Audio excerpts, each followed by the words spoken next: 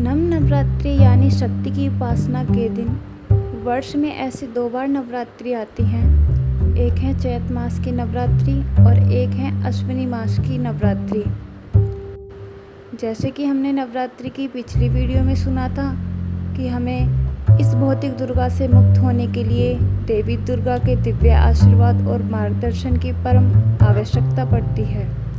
देवी दुर्गा और कोई नहीं बल्कि भगवान श्री कृष्ण की बहिरंगन शक्ति हैं और हमें उनकी सेवा में संलग्न करती हैं। तो चलिए चैत्र नवरात्रि के दिन इन 9 शुभ दिनों में हम प्रत्येक दिन की देवी दुर्गा की सुंदरता पौराणिक कथा का श्रवण करते हैं। नवरात्रि में माँ दुर्गा के 9 विभिन्न रूपों की पूजा की जाती है। देवी की यह रूप शास्त्रों में इन श्लोकों द्वारा उल्लिखित हैं। माँ शैलपुत्री, ब्रह्मचारिणी, माँ चंद्रघंटा, माँ काशमुंडा, माँ स्कंद माता, माँ कात्यायनी, माँ कालरात्रि, माँ महांग और माँ सिद्धिदात्री। इन श्लोक के अनुसार चैत्र नवरात्रि देवी दुर्गा के जिस रूप की पूजा होती है उनका अति सुंदर नाम है माता शैलपुत्री। जैसे कि इस शब्द से ही अंकित होता है कि माता शैलपुत्री पर्वतराज हिमालय की पुत्री हैं। यदि इनके आध्यात्मिक स्वरूप पर दृष्टि डाली जाए, हम देखते हैं कि उनका वर्ण श्वेत है और वे श्वेत रंग के ही वस्त्र धारण करती हैं। उनके दाएं हाथ में त्रिशूल और बाएं हाथ में कमल का पुष्प सुशोभित है। माता शैलपुत्री वृषभ अर्थात बैल की सवारी करती हैं, जिसके कारण इनका एक प्रसिद्ध नाम वृषारूढ़ी भी है।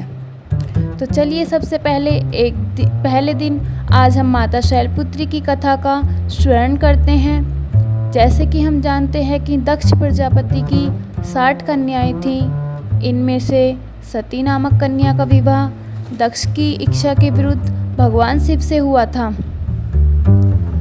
एक बार दक्ष प्रजापति ने एक महान यज्ञ का आयोजन किया, तो उसमें भगवान शिव और सती को छोड़कर सभी देवी देवताओं को आमंत्रित किया गया। तब सती को यह समाचार मिला तो वे अपने पिता के यज्ञ में जाने के लिए लालायित हो उठीं। रुद्रदेव के मना करने पर भी सती नहीं रुकी और अपने पिता के यज्ञ में पहुंच गईं। जब दक्ष ने सती के समक्ष ही भगवान शिव का अपमान किया तो उनसे यह सहन नहीं हुआ और उन्होंने अग्नि में अपने देह भस्म कर डाला। अपनी प्रिय पत्नी सती के वियोग में महादेव ने वैराग्य धारण कर लिया और वे घोर तपस्या में लीन हो गए। इन्हें दक्ष प्रजापति की एक और पुत्री थी जिनका नाम था श्वेता। इनका विवाह पितरों के साथ हुआ था। इन पितरों की 3 मानसी पुत्रियां थीं, मैना, धन्या और कलावती। अब देखिए, एक समय ऐसा हुआ कि यह तीनों कन्याएं भगवान विष्णु के दर्शन के लिए श्वेत द्वीप में पधारी और उसी समय 4 कुमार भी वहां पहुंच गए। इन चारों सिद्ध गुणों को देखकर वहां उपस्थित सभी लोगों ने अपने आसन से उठकर उनका स्वागत सत्कार किया, लेकिन पितरों की यह 3 कन्याएं अपने स्थान से नहीं उठी। यह देखकर चारों कुमार उन पर क्रोधित हो गए और उन तीनों से स्वर्ग से दूर होकर नर स्त्री बनने का श्राप दे डाला। यह अभिशाप को सुनकर तीनों कन्या उनके चरणों में गिरकर क्षमा याचना करने लगीं। इन तीनों पर दया दिखाते हुए चतुकोशन ने इन्हें विभिन्न वरदान दिए। उन्होंने सबसे बड़ी कन्या मैना को पर्वतराज हिमालय की पत्नी और देवी पार्वती माता बनने का वरदान दिया। दूसरी कन्या को महाराज जनक की पत्नी और देवी सीता बनने का वरदान दिया। तीसरी कन्या कलावती को ब्रजभूषण वैश्य की पत्नी और देवी राधा माता होने का वरदान मिला। इस प्रकार वरदान पाकर यह तीनों कन्याएं श्वेतद्वीप से अपने घर लौट आईं। वरदान के अनुसार प्रथम कन्या मैना का विवाह पर्वतराज हिमालय से कर दिया गया। विवाह के पश्चात सभी देवी देवताएं हिमालय और देवी मैना के पास जाकर पधारे। उन्हें कठोर तपस्या करके देवी उमा को अपनी पुत्री रूप में प्राप्त करने का अनुरोध करने लगे और ऐसा इसलिए आवश्यक था क्योंकि उस समय सभी देवी देवता तारकासुर नामक राक्षस के कोप से त्रस्त हो चुके थे, जिसे केवल महादेव का पुत्र ही मार सकता था। देवी सती के आत्मदाह के कारण यह कार्य अधूरा रह गया था और अब इस कार्य को पूर्ण करने के लिए देवी सती को पार्वती के रूप में अपना अगला जन्म लेना था। देवताओं की आज्ञा से श्रोधार्य करके राजा हिमालय और उनकी पत्नी तपस्या में लीन हो गए। देवी मैना सदैव ब्राह्मणों को दान देती, बड़े ही भक्तिभाव से देवी उमा की उपासना करती। पवित्र गंगा नदी के किनारे देवी उमा की मिट्टी की मूर्ति बनाकर देवी मैना उनसे नाना प्रकार के भोग अर्पण करती। कठोर व्रत का पालन करते हुए कभी निराहार रहती तो कभी जल पर ही निर्भर रहती। एक समय तो उन्होंने केवल वायु पर ही जीवन यापन किया। इस प्रकार कठोर तपस्या करते हुए उन्होंने 27 वर्ष बीत गए। इतने लंबे समय काल तक तपस्या करने के बाद जगदम्बा उमा देवी मैना से अत्यंत प्रसन्नता हुई और उन्हें दर्शन देकर वरदान मांगने के लिए कहा।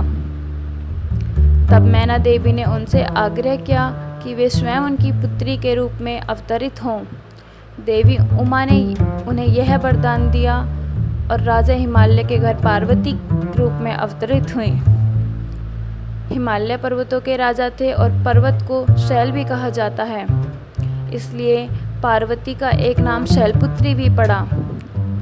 उनका एक अन्य नाम हेमवती भी है और यह भी माता शैलपुत्री की संक्षिप्त कथा। आज प्रथम नवरात्रि के दिन शैलपुत्री की पूजा और आराधना उपासना की जाती है। उनकी पूजा करने के लिए इस दिन सुबह जल्दी उठकर स्नान आदि होना चाहिए। इसके बाद विधि पूर्वक कलश स्थापना करें, माता शैलपुत्री का चित्र भी रखें। इसके बाद देवी को कुमकुम तथा अक्षत अर्पित करें। माता शैलपुत्री का वर्ण श्वेत है, इसलिए उन्हें सफ़ेद रंग के पुष्प अर्पित करना उत्तम रहेगा। इसी प्रकार उन्हें सफ़ेद रंग के मिष्ठान जैसे कि खीर और चावल भी अत्यंत प्रिय हैं। आज के दिन माता शैलपुत्री के इस मंत्र का जाप कर सकते हैं।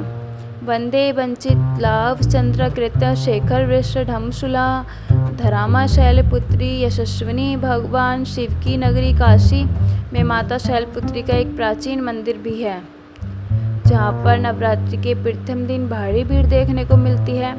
कहते हैं कि इस मंदिर में माता शैलपुत्री के दर्शन करने मात्र श्रद्धालुओं की सभी इच्छा पूर्ण हो जाती हैं। माता शैलपुत्री को वाराणसी भी अत्यंत प्रिय है, इसलिए वह यहाँ सदा निवास करती हैं।